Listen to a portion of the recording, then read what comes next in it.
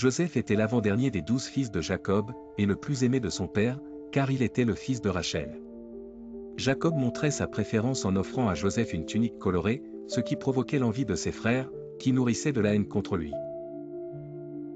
Un jour, Joseph eut deux rêves indiquant qu'il dominerait ses frères. Dans le premier, des gerbes de blé appartenant à ses frères se prosternaient devant la sienne. Dans le second, le soleil, la lune et 11 étoiles faisaient de même. Cela augmenta leur jalousie. Envoyés par Jacob pour surveiller le troupeau, les frères de Joseph complotèrent contre lui. Lorsque Joseph les rejoignit à Dothan, ils décidèrent de le jeter dans une citerne vide. Ruben tenta de les dissuader de le tuer, prévoyant de le sauver plus tard, mais leurs plans changèrent. Pendant que Joseph était dans la citerne, une caravane d'Ismaélites se rendant en Égypte passa. Judas suggéra de le vendre comme esclave. Joseph fut vendu pour 20 pièces d'argent, et ses frères mentirent à Jacob, affirmant qu'il avait été tué par un animal sauvage. En Égypte, Joseph fut acheté par Potiphar, un officier du Pharaon. Il gagna rapidement la confiance de Potiphar grâce à son dévouement et son intégrité, devenant administrateur de toute sa maison. Dieu bénissait tout ce que Joseph faisait.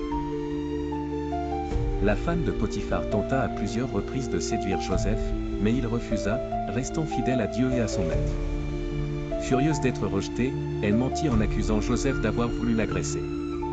Potiphar le fit jeter en prison. Même en prison, Joseph continua de démontrer sa fidélité et ses compétences. Dieu était avec lui, et le gardien de la prison le chargea de gérer les autres détenus, lui faisant entièrement confiance. Durant cette période, deux officiers du Pharaon, le maître échanson et le maître boulanger, furent emprisonnés et eurent des rêves énigmatiques. Joseph, avec la sagesse donnée par Dieu, interpréta leurs rêves, l'échanson serait rétabli, et le boulanger exécuté. Ce que Joseph avait prédit se réalisa. Il demanda à l'échanson de parler de lui au Pharaon, mais celui-ci l'oublia, et Joseph resta en prison pendant 2 années supplémentaires. Malgré cela, Joseph faisait confiance au plan de Dieu. Un jour, le Pharaon fit 2 rêves que personne ne pouvait interpréter. L'échanson se souvint enfin de Joseph et parla de ses capacités d'interprétation. Joseph fut immédiatement appelé devant le Pharaon. Le Pharaon raconta ses rêves à Joseph, cette vache grasse était dévorée par cette vache maigre, et cet épi plein était consumé par cet épi desséché. Joseph, avec l'aide de Dieu, interpréta ses rêves. Joseph expliqua que les rêves annonçaient cette année d'abondance suivie de cette année de famine sévère dans toute l'Égypte. Il conseilla au Pharaon de nommer un administrateur sage pour stocker des vivres durant les années d'abondance. Impressionné par la sagesse de Joseph, le Pharaon le nomma gouverneur de l'Égypte, lui donnant autorité sur tout le pays, sauf le trône. Joseph reçut une bague, des vêtements de lin fin et une position de prestige, ainsi qu'un nouveau nom égyptien. Pendant les 7 années d'abondance, Joseph supervisa la collecte et le stockage de grains en grande quantité, préparant l'Égypte à la famine à venir. Il épousa Asnath et eut 2 fils, Manassé et Éphraïm. Lorsque les années de famine commencèrent, la crise toucha toute la région. L'Égypte, sous la direction de Joseph, avait assez de provisions, et des gens d'autres terres venaient acheter des vivres. La renommée de Joseph grandissait. Jacob, en Canaan, envoya 10 de ses fils en Égypte pour acheter du grain, car la famine frappait aussi sa famille. À leur arrivée, les frères furent conduits devant Joseph, qui les reconnut, mais eux ne le reconnurent pas. Joseph, testant ses frères, les accusa d'espionnage. Pour prouver leur honnêteté, il exigea qu'ils ramènent leur frère cadet, Benjamin, et retint Siméon en prison en attendant leur retour. Les frères retournèrent à Canaan et rapportèrent tout à Jacob. Réticent à envoyer Benjamin, Jacob refusa jusqu'à ce que la famine devienne insupportable. Il permit finalement à Benjamin de partir sous la promesse des frères de veiller sur lui. À leur retour en Égypte avec Benjamin, Joseph les accueillit à un banquet, mais continua de les tester. Il ordonna que sa coupe d'argent soit cachée dans le sac de Benjamin, puis l'accusa de vol. Les frères, désespérés, proposèrent de devenir esclaves, mais Joseph insista pour garder uniquement Benjamin. Judas, dans un geste de repentir et de sacrifice, se proposa à la place de son jeune frère, montrant un changement de caractère. Ému par l'attitude de Judas et par le repentir de ses frères, Joseph révéla sa véritable identité. Il pleura et les embrassa, leur assurant que tout ce qui était arrivé faisait partie du plan de Dieu pour sauver des vies. Joseph demanda à ses frères de ramener Jacob et toute leur famille pour s'installer en Égypte, où il pourrait veiller sur eux pendant les années restantes de famine. Le pharaon soutint ce projet et offrit le meilleur du pays. En apprenant que Joseph était vivant, Jacob fut incrédule, mais ensuite rempli de joie, décidant de partir pour l'Égypte. Dieu lui confirma que ce voyage serait béni et que sa descendance prospérerait. Jacob et toute sa famille, 70 personnes au total, partirent pour l'Égypte.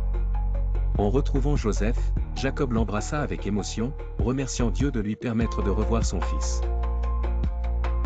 Joseph établit sa famille dans le pays de Goshen, une région fertile en Égypte. Là, les Israélites prospérèrent tandis que Joseph continuait à gérer la crise alimentaire avec sagesse. Pendant la famine, les Égyptiens épuisèrent leur argent et leur bétail en achetant des grains. Joseph mit en place un système où les terres étaient cédées au pharaon en échange de nourriture, renforçant ainsi son pouvoir. Jacob vécut 17 ans en Égypte. Avant de mourir, il bénit les fils de Joseph, déclarant qu'Éphraïm et Manassé seraient comptés comme des tribus d'Israël, leur garantissant une part d'héritage. Sur son lit de mort, Jacob réunit ses fils et prononça des bénédictions prophétiques sur chacun d'eux.